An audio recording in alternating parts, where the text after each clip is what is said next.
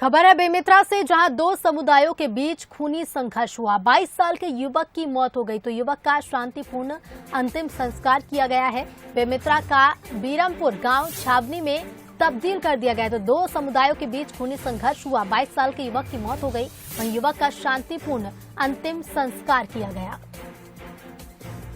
तो बेमित्रा का बीरमपुर गांव छावनी में तब्दील कर दिया गया है। युवक की मौत हुई। 22 साल युवक की उम्र बताई जा रही है और युवक का शांतिपूर्ण तरीके से अंतिम संस्कार किया गया। दो समुदायों के बीच में खूनी संघर्ष हुआ था और इस खूनी संघर्ष में 22 साल के युवक की मौत हो गई।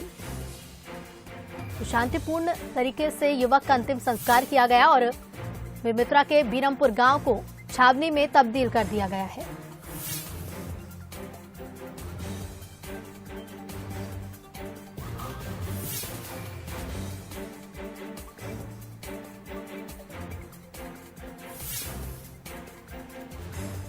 तो 22 साल के युवक की दो समुदायों के बीच खूनी संघर्ष में मौत हो गई और युवक का शांतिपूर्ण अंतिम संस्कार किया गया।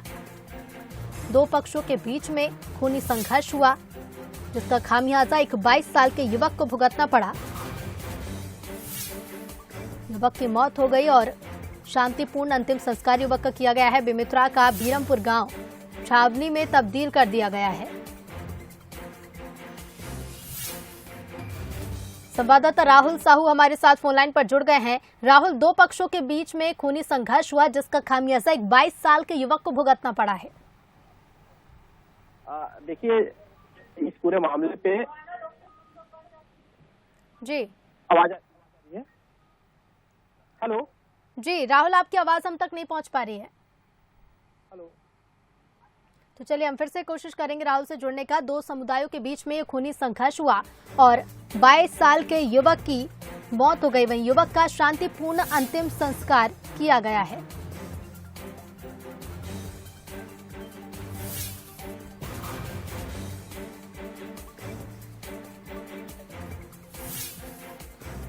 तो बीरमपुर गांव को छावनी में तब्दील कर दिया गया है।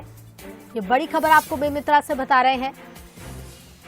22 साल के युवक जिसकी दो पक्षों के बीच में हुए खूनी संघर्ष में मौत हो गई।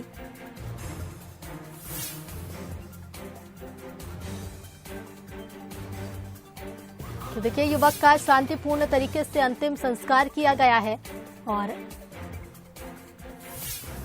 गांव को छावनी में तब्दील करा दिया गया है।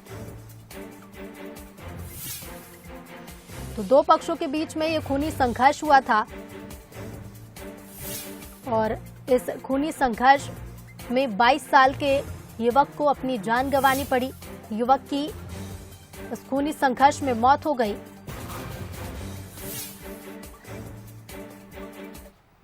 और संवाददाता राहुल साहू हमारे साथ सीधे लाइव जुड़ रहे हैं। राहुल, सबसे पहले बताइए क्या कुछ स्थिति है?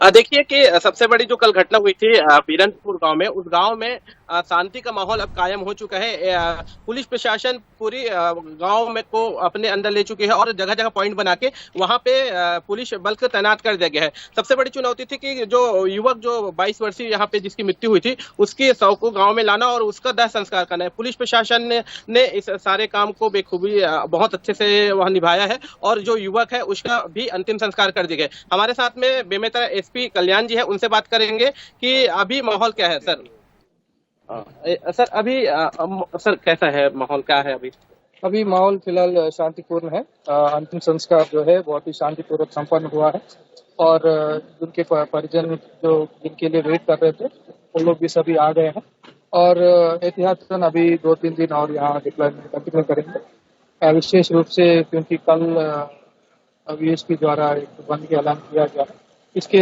नजर में रखते हुए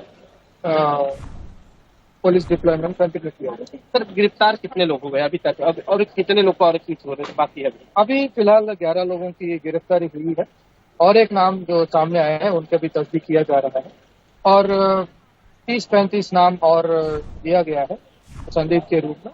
इन सब के बारे में बारीकी से जांच किया जाएगा और जो भी शामिल है उनके खिलाफ सख्त कार्रवाई की जाएगी। सर सबसे बड़ी चुनौती थी शांति कायम। अभी गांव का माहौल क्या है, कितने टीम अभी गांव के अंदर में है? अभी पुलिस जो कल से डिप्लॉयमेंट है वैसे ही है, और गांव में जो भी सेंसिटिव पॉइंट है वो सब अभी डिप्लॉयड है, और यहाँ पे फिलहाल शांतिपूर्ण है, और गांव वालों को भी आश्वासन दिया गया है पूरी कार्रवाई का, और वो भी संतुष्ट है, और हमें उम्मीद है कि ये शांति बनाए रखेंगे, और जैसे ही नॉर्मल रूटीन में आ जाएंगे पुलिस पिकेटिंग जो है यकीन न उठाएगा। सर जी 144 अभी भी कायम रहेगा सर? 144 अभी कायम है, जब तक वो आदेश निरस्त नहीं किया जाता तब तक लागू है। जी, तो ये थे बेमेतरा एसपी जिनका साफ कहना है कि 144 वहां पे कायम है, और जब तक पूर्ण रूप से प्रशासन अस्वस्थ नहीं होता तब तक 144 वहां पे लागू रहेगा। जी बिल्कुल, धारा 144 तो लागू रहेगी ही। साथ ही राहुल, क्योंकि जिस तरह की हम तस्वीरें देख पा रहे हैं, आपके पीछे पुलिसकर्मी तैनात है, बैरिकेडिंग भी की गई है। देखिए, इस घटना के बाद जहां सियासत भी गरमाई हुई है, विश्व हिंदू परिषद ने भी इस घटना को राज्य सरकार का फेलियर बताया है और एक प्रदर्शन की बंद की चेतावनी भी दी है। हम चाहेंगे कि आप हमारे दर्शकों तक वो तस्वीरें पहुंचाएं, क्योंकि ग्राउंड जीरो पर आप मौजूद हैं, तस्वीरें और भी ज्यादा पहुंचाइए। देखिए, मैं आपको दिखा दूं कि जिस तरीके से यहाँ पे पुलिस फोर्स जो है वो लगी हुई है, और बड़े अधिकारी यहाँ पे पहुंच रहे हैं। अभी कुछ देर पहले दो दुर्ग संभाग के कमिश्नर है महादेव कावरे, वो पहुंचे हैं, और वो कोशिश कर रहे हैं लोगों से बात करने के, और यहाँ पुलिस प्रशासन है, एसपी है, और आप देख सकते हो कि बैरिकेडिंग करके यहाँ पे सारा चीजों को समझने की कोशिश किए जा रहे हैं, और जो बाहर के लोग हैं उनको यहाँ आने पे प्रतिबंध कर दिया गया है। धारा 144 लागू है। आपको मैं बता दूं कि आप ये जो आपको बैरिकेडिंग दिख रहा है, ये गांव का जो सेंटर पॉइंट है, यहीं से गांव में एंट्री किया जाता है। अब पुलिस की जो जवान है वो यहाँ पे लगाए गए हैं, और एसपी खुद उस पॉइंट पे मौजूद है। बहुत सारे जो बड़े उच्च अधिकारी हैं, जो दुर्ग संभाग के जो आईजी है आनंद छाबड़ा जी, वो लगातार कल से इस मामले की मॉनिटरिंग कर रहे हैं। गाँव में वो पहुंचे हुए थे और गाँव में लोगों को समझाइश दी है। अभी फिलहाल गांव में शांति का माहौल है। जी बिल्कुल, फिलहाल शांति का माहौल, और भी तस्वीरें राहुल पहुंचाते रहेगा। फिलहाल शुक्रिया आपका हमसे जुड़ने के लिए और जानकारी के लिए। तो देखिए, दो समुदायों के बीच में खूनी संघर्ष हुआ, 22 साल के युवक की इस खूनी संघर्ष में मौत हुई। फिलहाल पुलिस ने पूरा मोर्चा संभाले हुए बैरिकेडिंग की गई है, और कई पुलिसकर्मी तैनात भी हैं, और इसी बीच युवक का शांतिपूर्ण अंतिम संस्कार किया गया है।